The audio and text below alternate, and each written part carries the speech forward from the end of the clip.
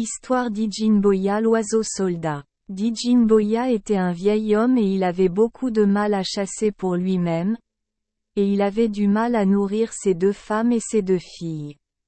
Il campait avec sa famille à l'écart des autres tribus, mais il avait l'habitude de rejoindre les hommes de la tribu Mulyan lorsqu'ils partaient à la chasse, et obtenait ainsi un approvisionnement en nourriture plus sûr que s'il était parti seul.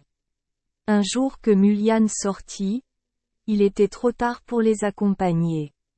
Il se cacha dans les broussailles et attendit leur retour, à quelque distance de leur camp.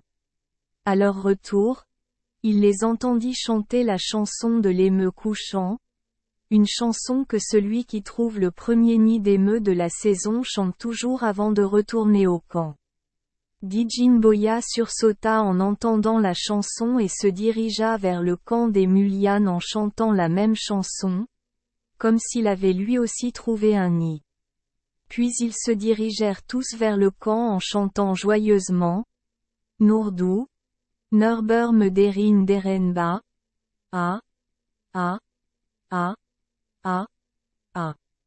Garmbe Boan Yuna de Biwaa, A, A, A, A. Gubondi, Di, E, E, E.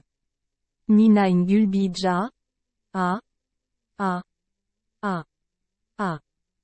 Quelle chanson traduite grossièrement signifie « Je l'ai vu d'abord parmi les jeunes arbres, la marque blanche sur son front, la marque blanche qu'avant je n'avais vue que lorsque les émeus se déplaçaient ensemble dans « Je n'ai jamais vu un camp auparavant, seulement en mouvement, toujours en mouvement.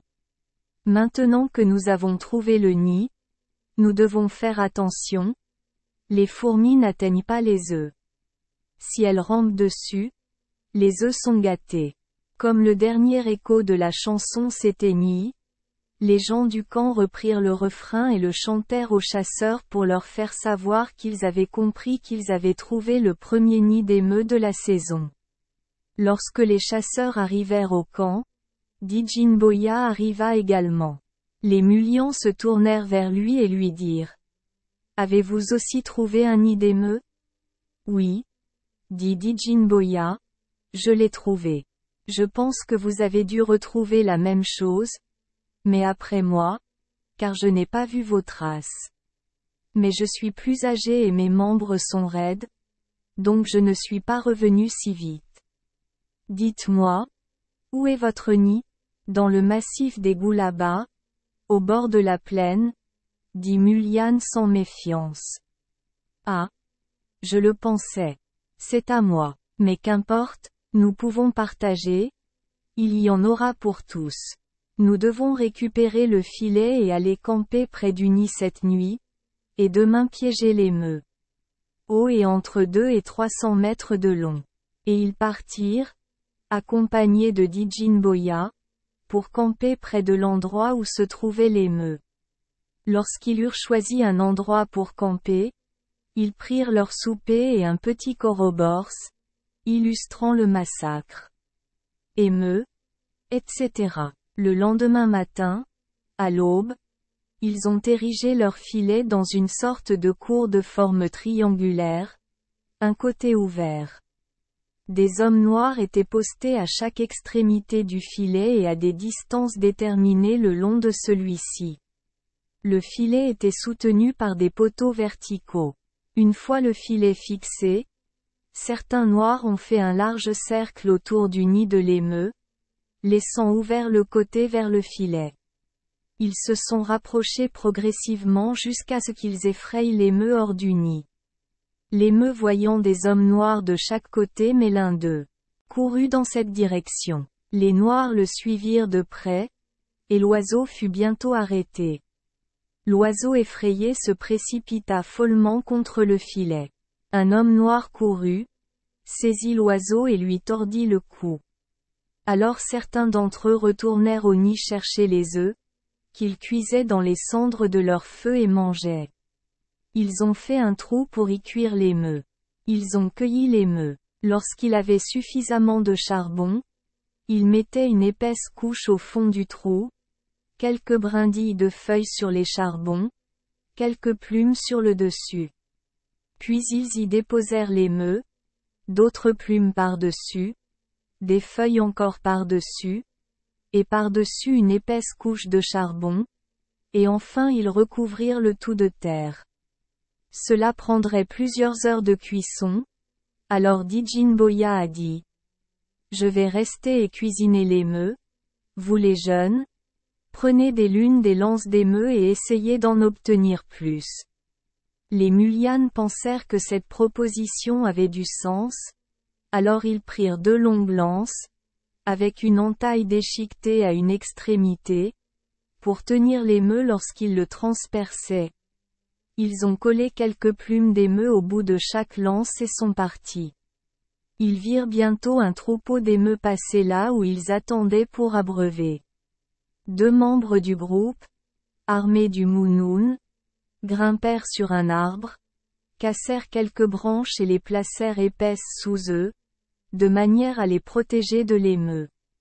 Puis, alors que l'émeu s'approchait des hommes, ils balancèrent leurs lances, laissant les plumes d'émeu aux extrémités onduler d'avant en arrière.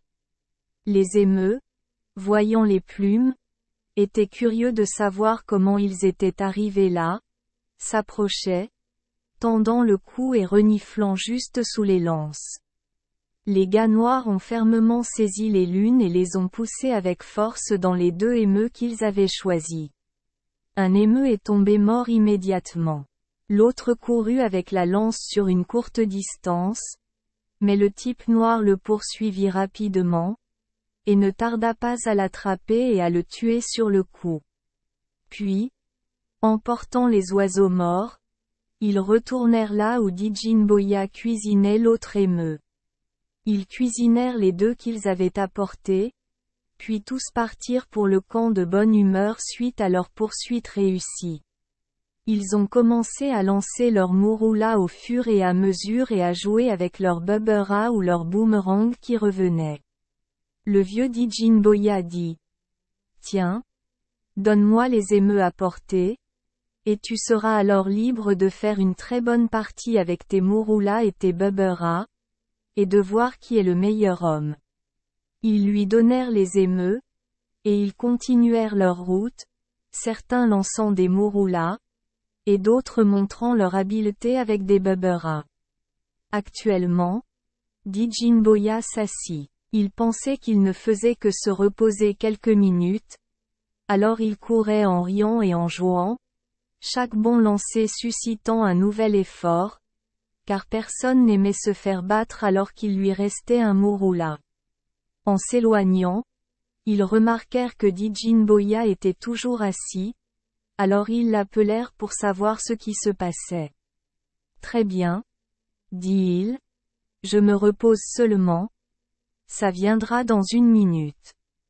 Alors ils sont partis. Lorsqu'ils furent complètement hors de vue, Djinboya sauta rapidement, prit les émeux et se dirigea vers une ouverture dans le sol à une petite distance. Cette ouverture était la porte de la maison souterraine de l'araignée Murga Muggy. L'ouverture était un revêtement soigné, comme une sorte de trappe.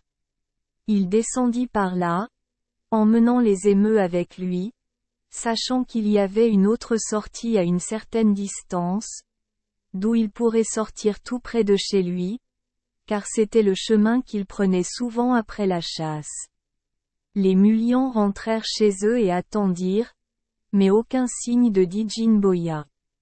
Puis revenant sur leurs traces, ils sont allés appeler à haute voix, mais n'ont obtenu aucune réponse et n'ont vu aucun signe. Finalement, Mulyanga, le chef des Mulians, dit qu'il le retrouverait. S'armant de ses bundis et de ses lances, il retourna à l'endroit où il avait vu Djinboya assis pour la dernière fois. Il a vu où ses traces s'éloignaient et où elles disparaissaient, mais ne pouvait pas expliquer leur disparition, car il n'a pas remarqué la jolie petite trappe du Murga Muggy. Mais il cherchait partout, déterminé à parcourir la brousse jusqu'à ce qu'il le retrouve. Il aperçut enfin un camp. Il s'y approcha et ne vit que 2 petites filles qui jouaient, dont il savait qu'elles étaient les filles de Djinboya. « Où est ton père » leur a-t-il demandé. « À la chasse » disait-il. « Par où rentre-t-il à la maison » Notre père en revient à la maison. Et ils lui montrèrent la trappe des araignées. « Où sont tes mères » Nos mères vont chercher du miel et des ignames. Et les petites filles coururent vers un arbre penché sur lequel elles jouaient en courant sur son tronc courbé. Mulianga est allé se placer là où le tronc était le plus haut du sol et a dit. Maintenant, petite fille, courez jusqu'ici et sautez, et je vous rattraperai. Sautez une à la fois. Une des jeunes filles sauta vers ses bras tendus, tandis qu'elle s'avançait vers lui, il laissa tomber et, s'écartant, la laissa venir de toutes ses forces jusqu'au sol où elle gisait morte. Puis il appela l'enfant horrifié sur l'arbre. « Viens, saute. Ta sœur est venue trop vite. Attends que j'appelle, puis saute. » « Non. J'ai peur. Allez. Je serai prêt cette fois.